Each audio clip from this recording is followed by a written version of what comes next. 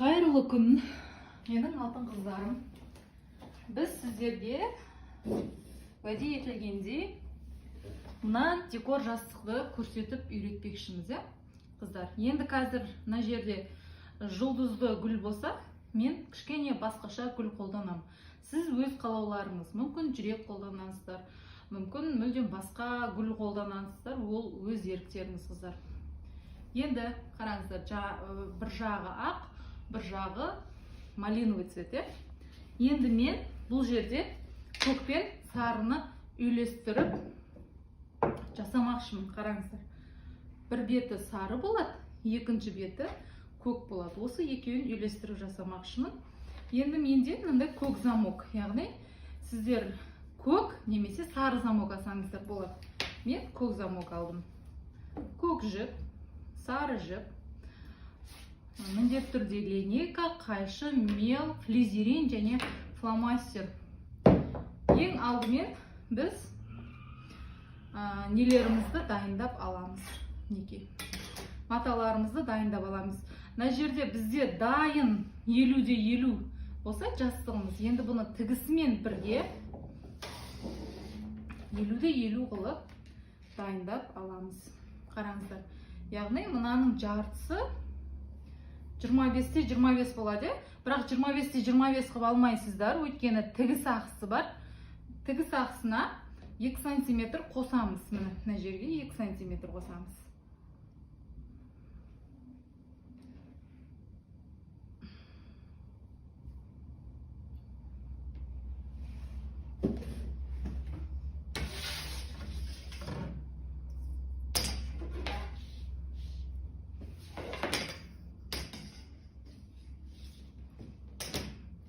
Матаның ұзындығынан алайықшы. Мынаның матаның ұзындығы, яғни мынау екен. Яғни біздің матамыз бұлай. Сіздер матаны ажыратқан кезде бұлай ажыратыңыздар. Бияқ қарай сипаған кезде түгі жатын қылып, наоборот өзіңізге қарай сипаған кезде түгі, яғни тұрыңқы болады. Енді бұлай жасаймыз. Қараңыздар, енді осы жері бізде 1 сантиметр алған кезде, өпше алғанда 27 сантиметр болу керек. Ар жағында 27 сантиметр болу керек. Яғни біз 27-ні ровно аламыз. Енді ұзындығы 50 сантиметр, 54 сантиметр қып аламыз. Яғни мына жерде 54 қып аламыз. Қараңыздар. Өйткені бізде бәрібір 2-2 сантиметр тігісіне кетіп қалатындықтан, қыздар, міндетті түрде 4 сантиметр тігіске алыңыздар.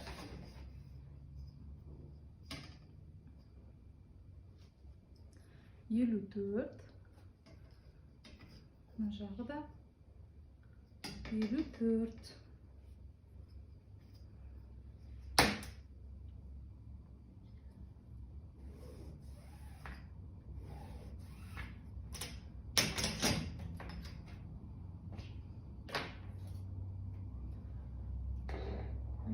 Кішкентай қайшы.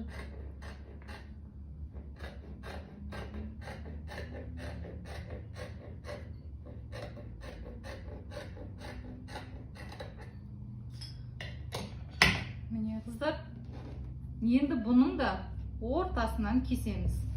Қазір мен үлкен қайшымды кеп алайын.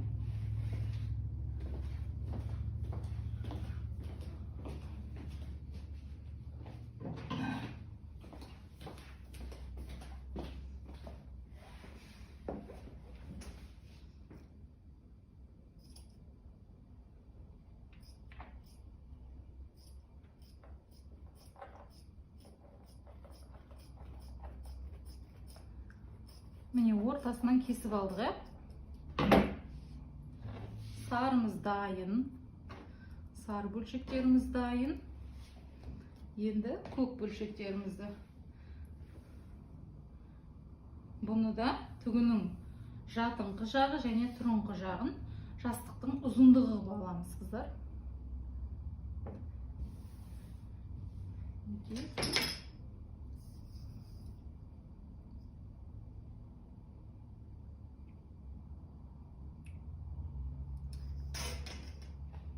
Мынаны қырқып тастайық.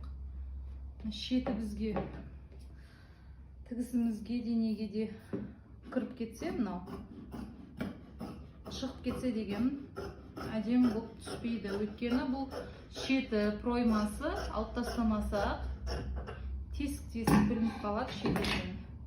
Сол үшін де мен алып тастадым қырқып. Мінекей. Мына жағы бізде 27-ге тура келді. Енді ұзындығын 54-ке туралаймыз.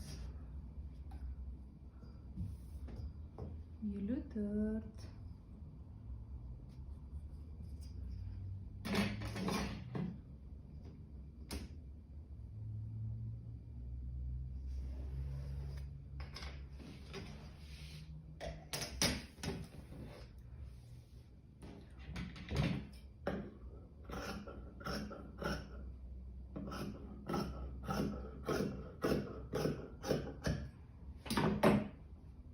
Мінекей қыздар, бізде мынандай жанынан мынандай бөліктер қалды, я.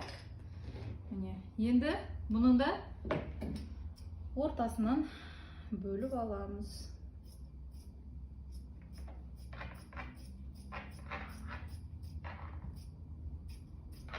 Яғни бізде көгінен 2 бөлік шықты. 27-де 27. Сарысынан 2 бөлік шықты, қыздар.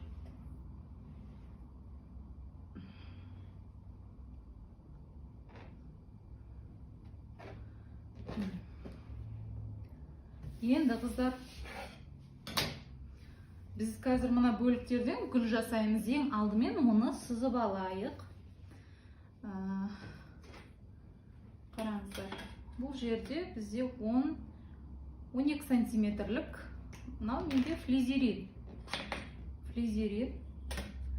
Просто так бұның центрін тауып алайықшы. 6.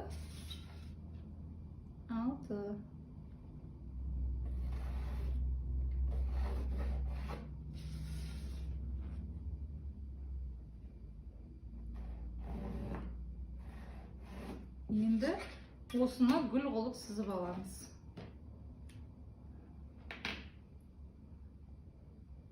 Әшейін гүл қылып сызып аламыз, қыздар. Немесе жүрек қылып сызсақ та болады.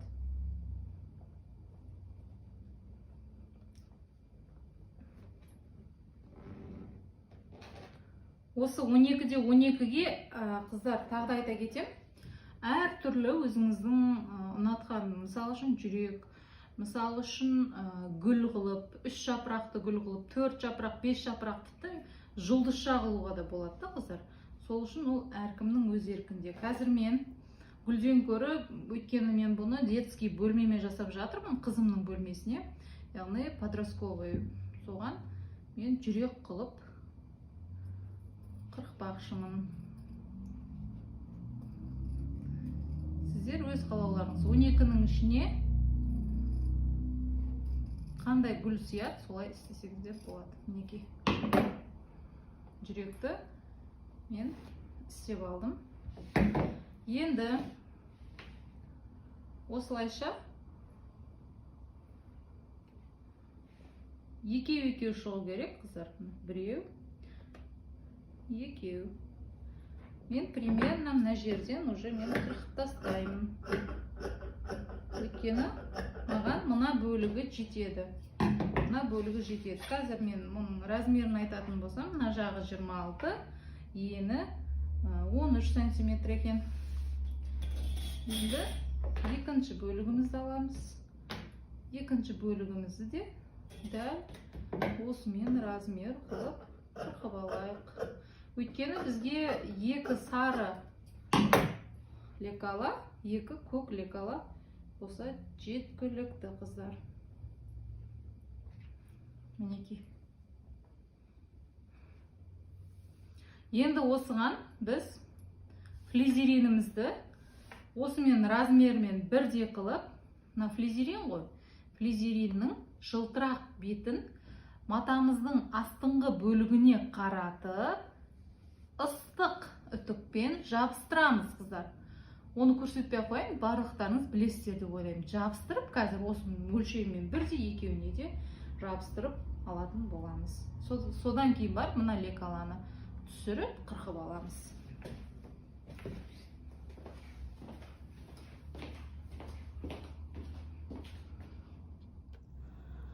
Мінекей қыздар, көріп тұрғандарыңыздай, біз сары мен көкті флизерин жабыстырып алдық. Қараңыздар, көкке де, сарыға да флизерин жабыстырып алдық. Енді қыздар,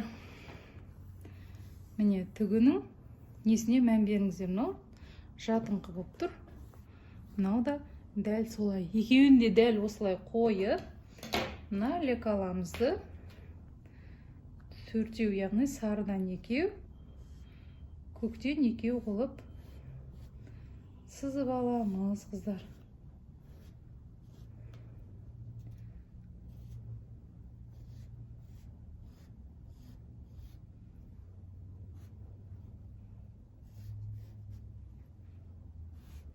Міне біреу, енді мына жерге екіншісін.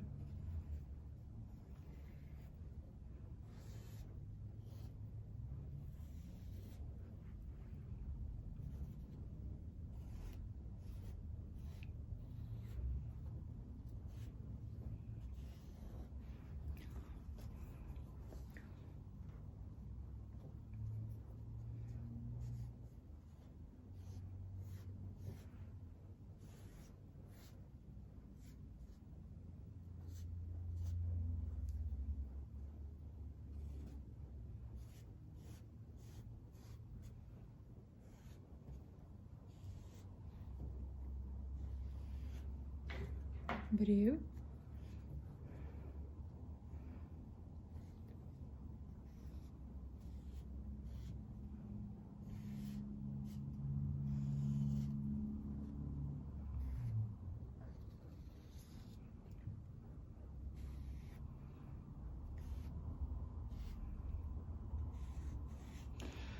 Мінекей екеуі қылып істеп алдық. Енді осыларды қырқып аламыз.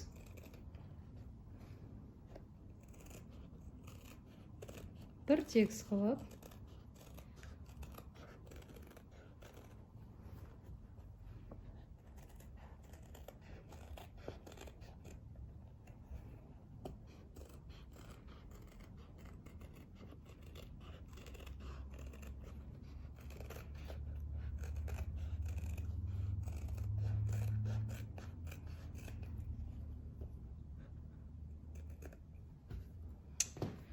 Міне біреуін қырқып алдық.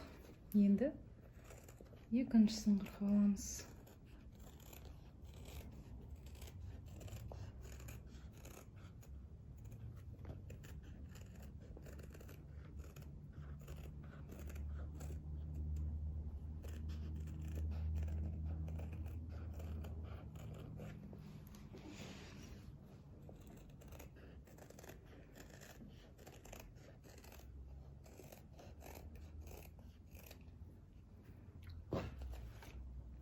Міне қыздар, енді көк жүрекшелерімізді қырқайық.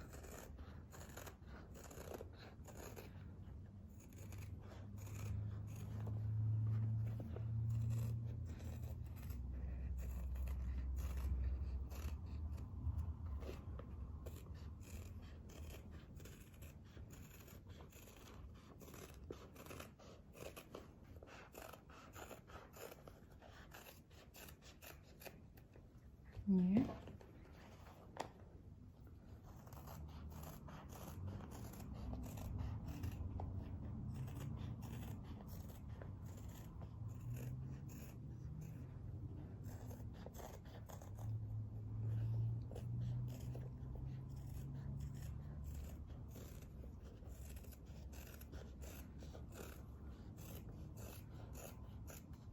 Қыздар, мінекей төртеуінде қырқып алдық, я.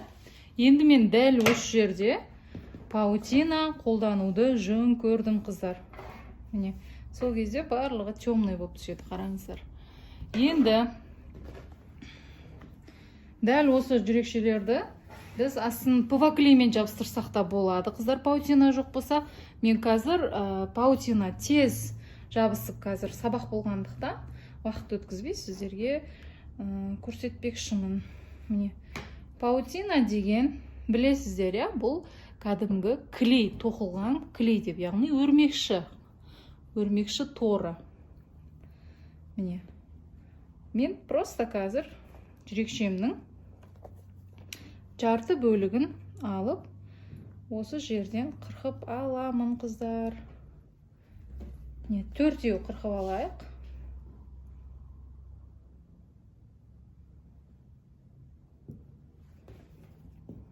Қазір мен өлшеп алайын. 1-еу, 2-еу, 3-еу. Примерно менде мына жерге дейін жету керек екен. 4-еу. Яғни мен өзіме керекті бөлігін қырқып аламын, қыздар.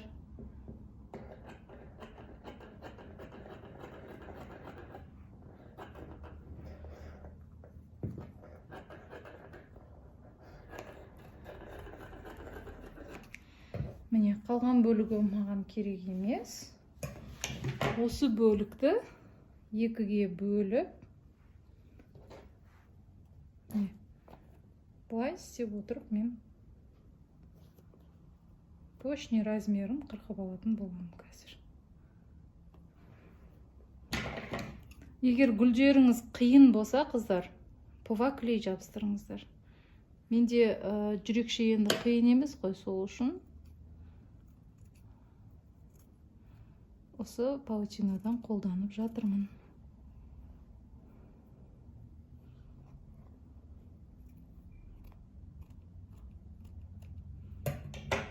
Міне 1-еу.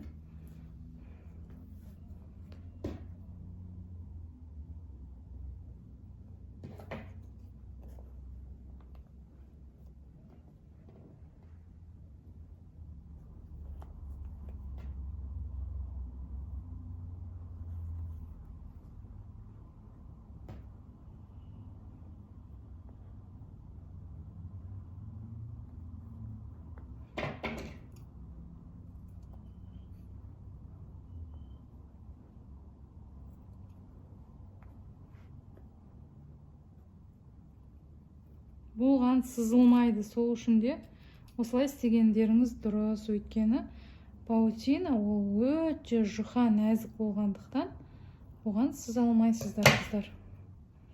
Міне 2-ші жүрегіміз пайда болды. Енді тағы 2 бөлігі қалды, иә, бізде, қыздар.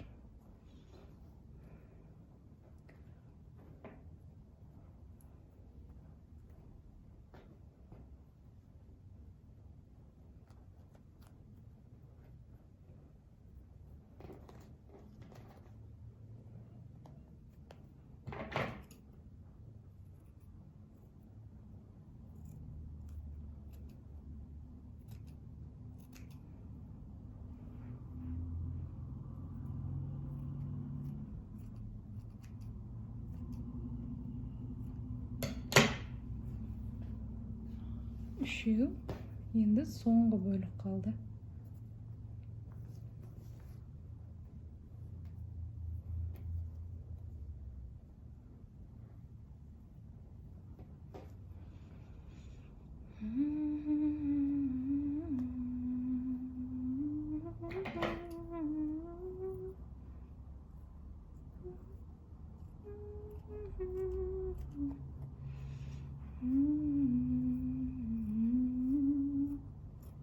Міне, қыздар, біздің паутинамыз уже бізде дайын.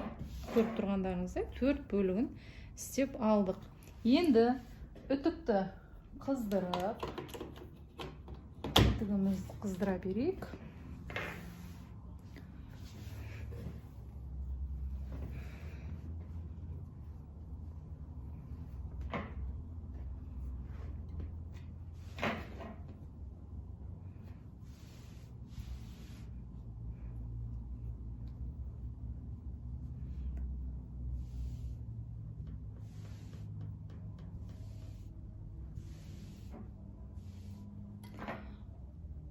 кстати, қыздар, ұмытып кетіппін, айып етпеңіздер. Бірінші мынаны тігіп аламыз. Бұны дайындап алдық қазір.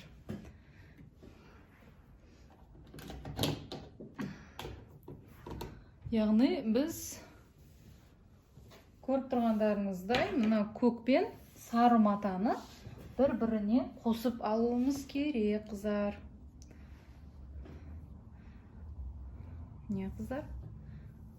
Түгі жатыңғы. Мынада түгі жатыңғы, я? Осы жерді біз былай қосып, и былай на жерден тігіп алуымыз керек.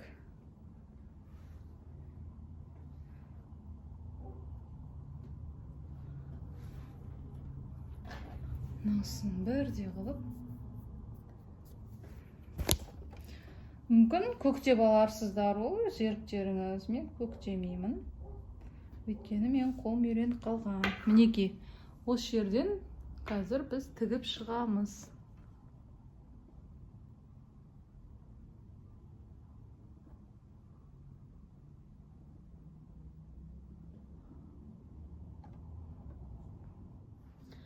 Қыздар, мінеки біз машинамызды кәдімгі менде Жаноми фирмасының 25-25 машинасы.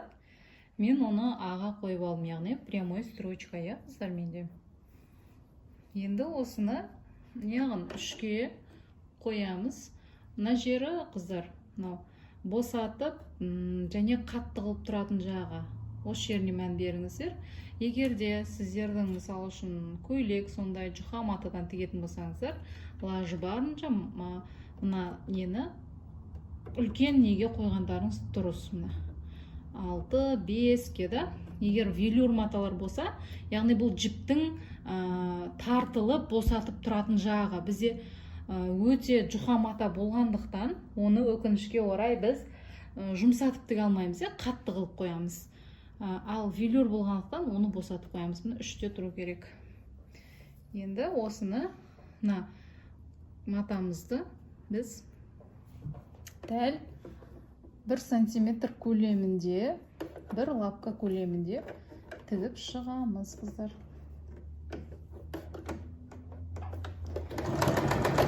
Закрепка. Міне.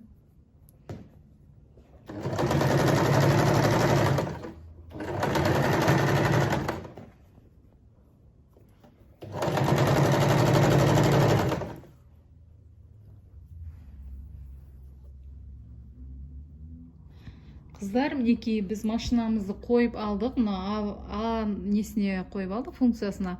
Одан кейін мынаны 3-тен кішкене ғана асырдығаны 3,5. Прямой строчка, я? Прямой строчканы енді осыны сары мен көкті маталарымызды бір-бірінің бетіне қойып, тігіп алуымыз керек. Көріп тұрғандарыңыздай 1 сантиметр көлемде тігіп жатырмыз.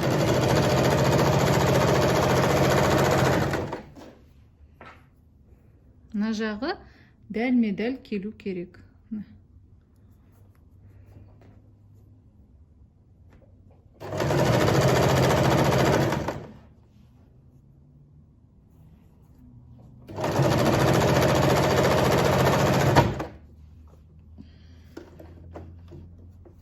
Міне осылай до конца тігіп аласыздар. Қыздар, қараңыздар. Мен мынаны тігіп алдым, қараңыздар бұғай. Енді осы аралықты үтіктеп шығамыз да, қыздар. Жақсылап пармен үтіктейсіздер. Сол кезде мына жағы тегіс жатады. Енді екіншісін де тігіп ала салайық. Сразу машинаға отырған кезде. Сарыны. Мына замокты қоюымыз керек, қыздар. Енді мына жерге былай. Мынаусын бір 2 сантиметрде шығарып тастайсыздар мұны. Мынаны өткен қырқып аламыз. Біздің инемізді сындырып жібереді ол. Енді осы турайға қойып алып,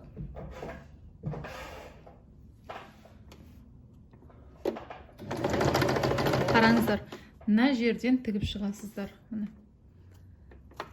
Міне көріп тұрған болсаңыздар, өзі тігетін тігісі бар. Міне осы тықыр жеріне тігіп шығамыз қыздар.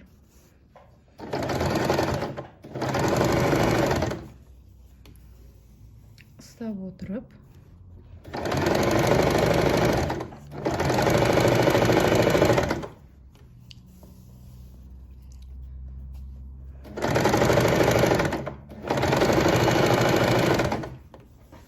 қандай лапка болса да тіге бересіздер қыздар, міндетті түрде оған лапка ауыстыру шарт емес. Главный сіздер осы тура қылып түсірсеңіздер болды. Мүмкін ручкамен сызып шығарсыз сол тігетін жеріңізді.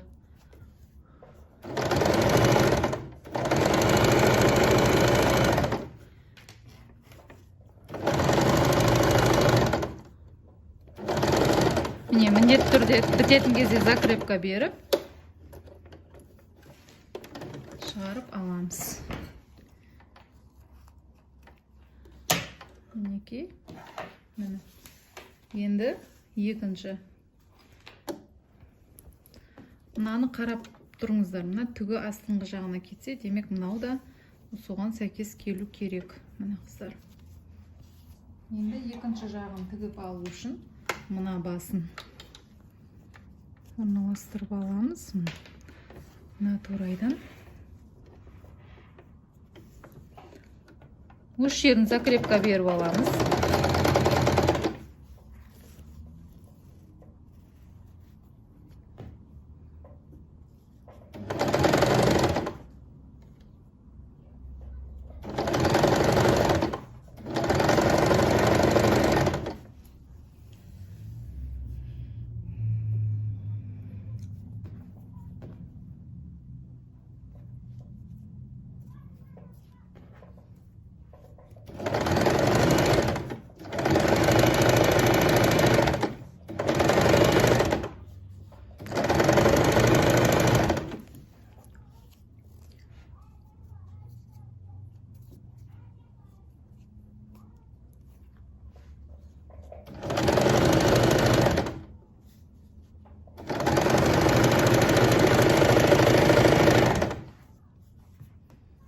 Міне қыздар.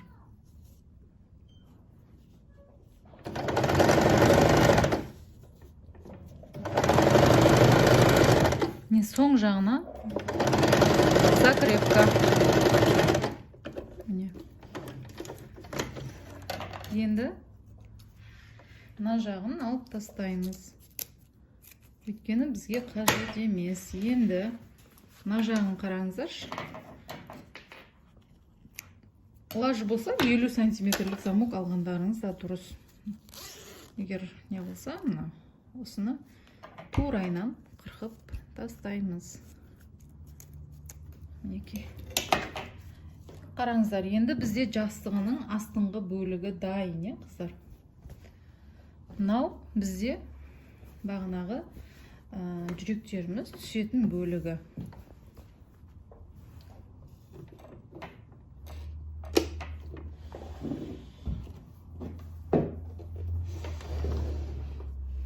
Енді біз үтігімізді тығамыз. Бағанағы жүректерімізді аламыз паутиналармен бірге. Қараңыздар, тырысып тұр. Осыны қазір біз жақсылап тұрып үтіктеп алуымыз керек. Өйткені қазір мұнаның өзіне түсіріп қоятын болсақ, біз өте нашар болып шығады, қыздар. Не? Паутинаны үтікке жақындатпаңыздар, өйткені паутина құр өзі ол үтікке жабысып қалады. Клей ғой ол. Міне қыздар. Енді мына аралықты ашып,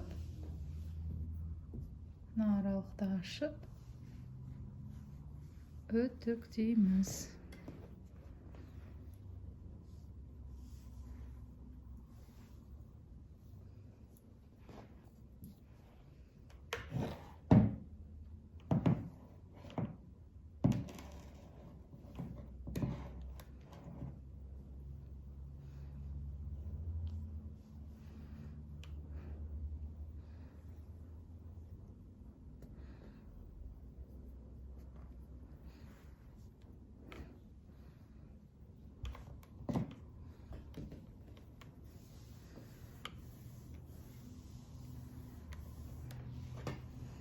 Мына жақтарымды түктеп жіберейік. Өйткені матамыз мыж болып тұр, қыздар.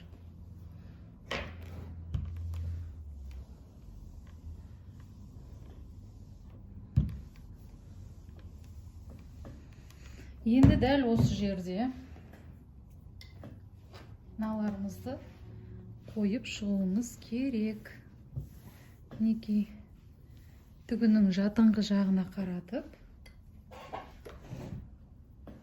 жүректерімізді орналастырып шығуымыз қажет.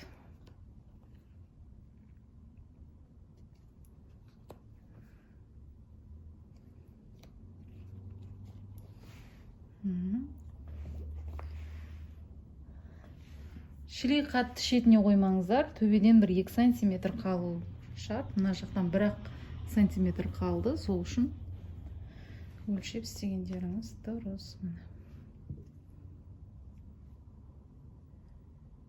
Міне, осылай істеуге де болады. Немесе мынаны мына жаққа, мынаны мына жаққа, міне. Мынаны мына жаққа, мынаны мына жаққа қоюға болады. Қалай, қыздар? Немесе кішкене ғана. Кішкене ғана шығарсақ болады міне.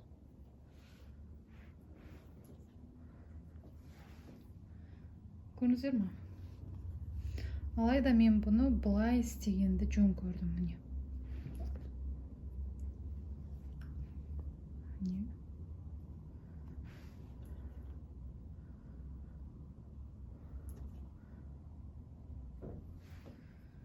Не. Или былай істейміз ба? Ол өз еріктеріңіз, қыздар, қалай істесеңіздер де, ең бастысы өздеріңіздің идеяларыңызбен істей берсеңіздер болады. Міне, осылай істегеніміз дұрыс шығар, міне. Ол үшін жаңағы қырқып алған жүрегімізді мынаған дәл-медәл қойып аламыз. Міне, мынаны кішкене ғана шығарып, осылай істейікші.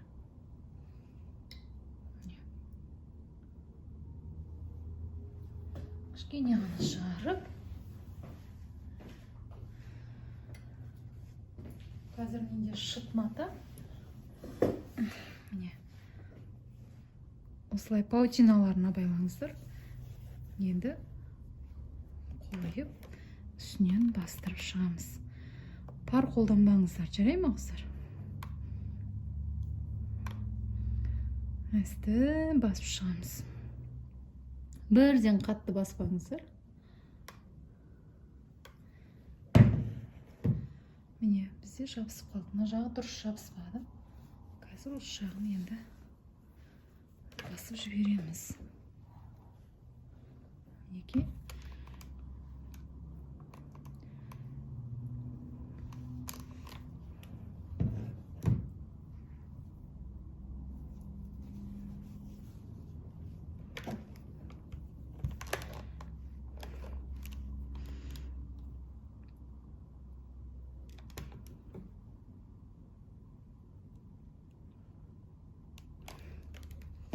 Все, жабысып қалды.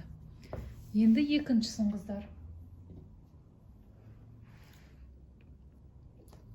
Міне, мынаны қойып алып, екіншісін дәл мынамен алып, алайда былай кішкене ғана, Міне.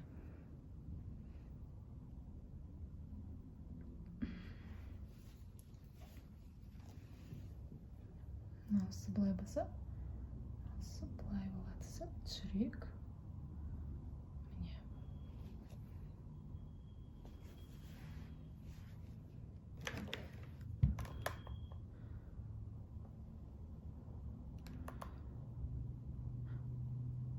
Паутина еру үшін бұны біраз көбірек ұстап тұру қажет. Өйткені мына ыстық паутинаға барып еріп жабысып қалу керек.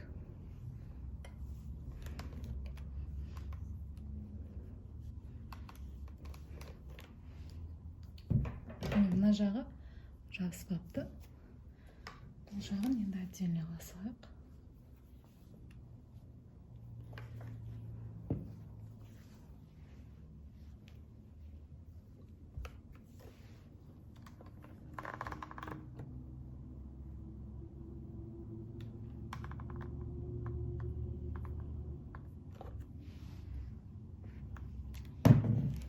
не жабысты. Дәл осылай барлығын істеп аламыз.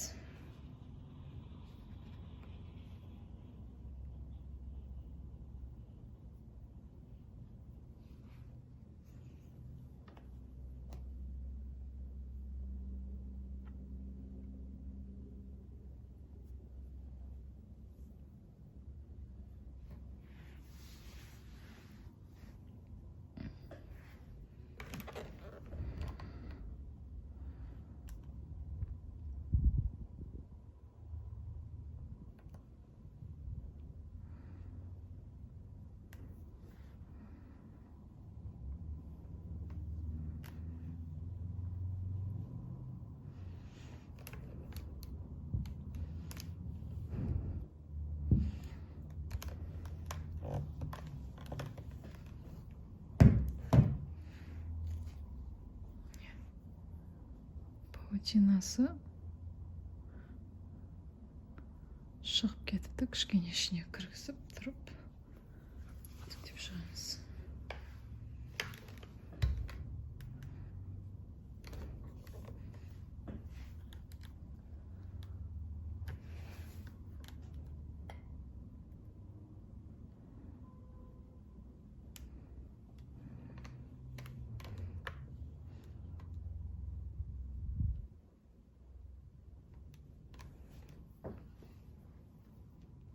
Все. Ең соңғысы қалды.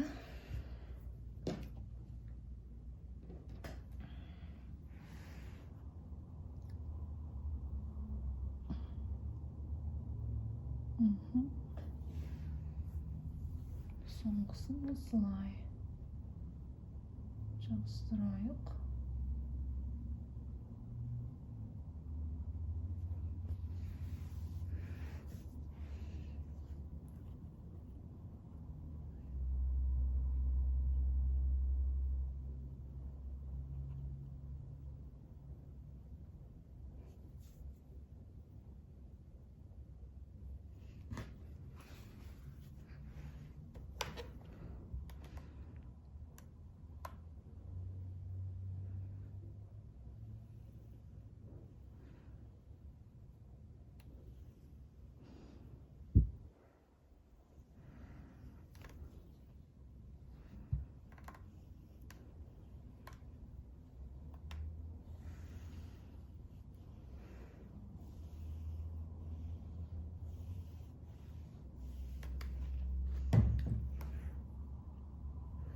Все, қыздар, қараңыздар.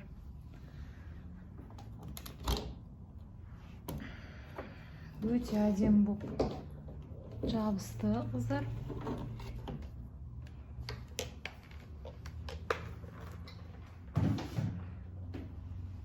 Мінекей.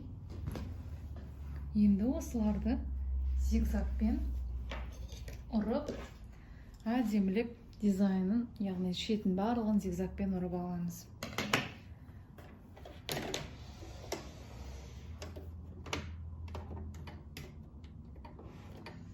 Қыздар, қараңыздар, менде қазір көк жіп тұр, машинамда. Яғни мен бірінші көгін ұрып аламын, қыздар.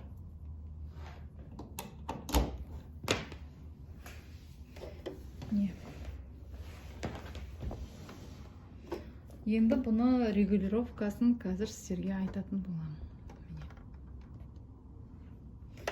Яғни мынаны сыға қоямыз. Қатты үлкен емес, сәл ғана несіне қойдым. Все, 2,5-ға қойдым. Енді мына жерде қазір менде көк жіп тұр. Көк жіп тұр. Осы көк жіпті, яғни мен көк жүрекшелеріме ұратын боламын, қыздар.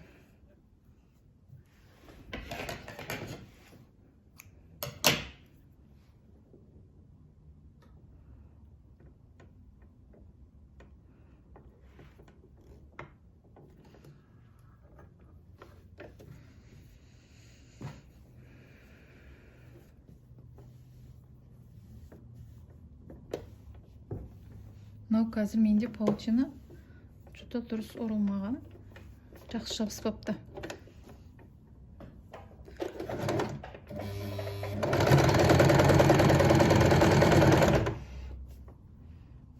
қараңыздар, жақсылап тұрып осы зигзаг жағын көрсетейін. Яғни бір зигзагтың бір ұшы ішке, бір ұшы мына шетке түсу керек,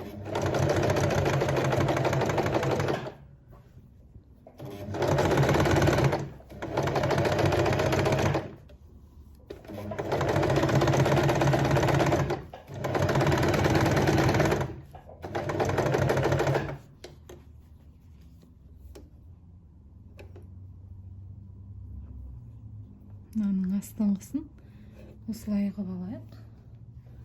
Өйткені арасын ашып алмасақ, бізде дөңкиіп қалуы мүмкін, яғни добалдай болып әдемі көрінбей қалады. Мінекей қыздар, енді қараңыздар, осы жерде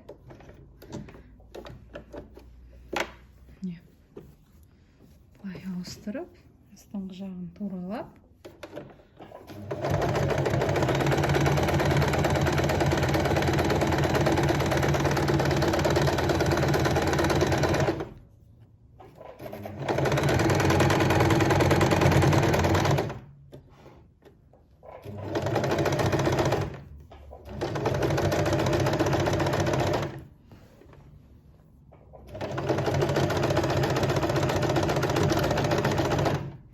все, қыздар, біріншісі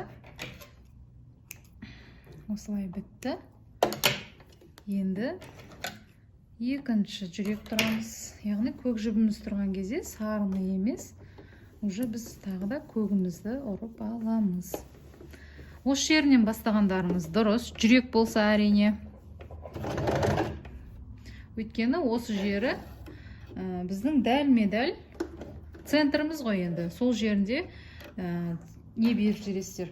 Яғни закрепка беріп жүресіздер. Закрепка бергеннен кейін ол сетінеп кетпейді, қыздар. Нығыз қып берсеңіздер де болады, ол өз еріктеріңіз.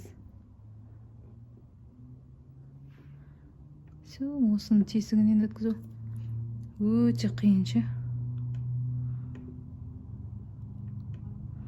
Негізі кейбір машиналар болады, білесіздер, автоматически инені өзі сабақтайтын.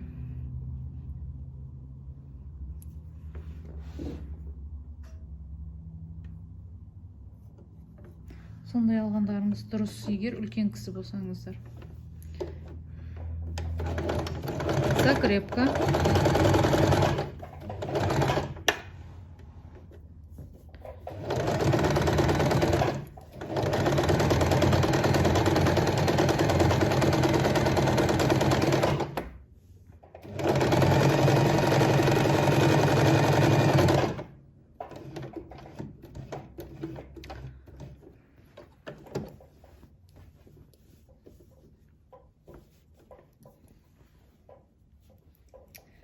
Енді мынаның астын туралап аламыз. Яғни екеуі қосылған жердің бір-бірінің арасын ашып аламыз.